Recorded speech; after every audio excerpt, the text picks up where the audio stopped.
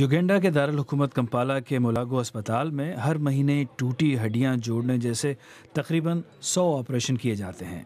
ایسے بہت سے آپریشنوں کے دوران سرجن دستی ڈرل مشین استعمال کرتے ہیں کیونکہ مہنگے آلات دستیاب نہیں ہوتے۔ مثلاً بجلی سے چلنے والی صرف ایک طبی ڈرل مشین 30,000 امریکی ڈالر کی ہوتی ہے۔ اس کے مقابلے میں آپ کے گھر کے قریب ہارڈ ویئر اسٹور پر ملنے والی عام ڈرل مشین کی قیمت بہت ہی کم ہوتی ہے اور اسے جراثیم سے محفوظ کور میں رکھ کر استعمال کیا جا سکتا ہے۔ So we are able to use an electric drill. اس عام الیکٹرک ڈرل مشین میں بجلی بھی کم خرچ ہوتی ہے اور یہ بالکل درست بھی ہوتی ہے۔ اس کا مطلب یہ ہے کہ ہم بہت کم خرچ پر زیادہ مریضوں کے آپریشن کر سکتے ہیں compared to using a manual drill. In drill مشینوں کے لیے جراثیم سے محفوظ رکھنے کا کور ایک انجینئر مائک کنیسیا نے بنایا ہے۔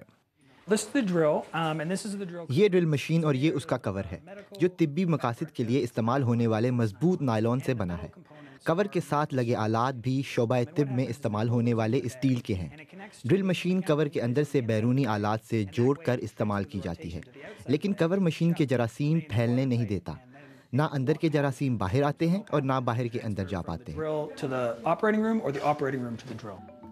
ڈرل مشین کا یہ کور ابھی مولاگو جیسے چند اسپتالوں میں ہی استعمال ہو رہا ہے، لیکن اگر یہ آزمائشی استعمال کامیاب رہا تو ہو سکتا ہے یہ سستا طریقہ استعمال اور بھی بہت سے ملکوں میں عام ہو جائے۔